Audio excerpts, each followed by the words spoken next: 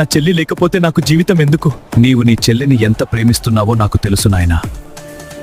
నేను భయపడ్డాను స్వామి, నా చెల్లిని కోల్పోతానని. భయం మనసు సృష్టించిన మాయ, ప్రేమ మాత్రం ఆత్మ సృష్టించిన శక్తి.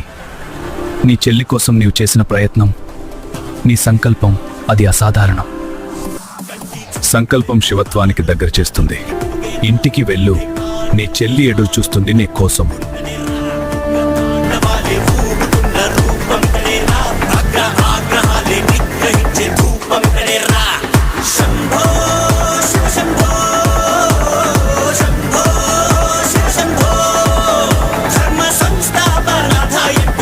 అన్నయ్య, నాకేమీ కాలేదు.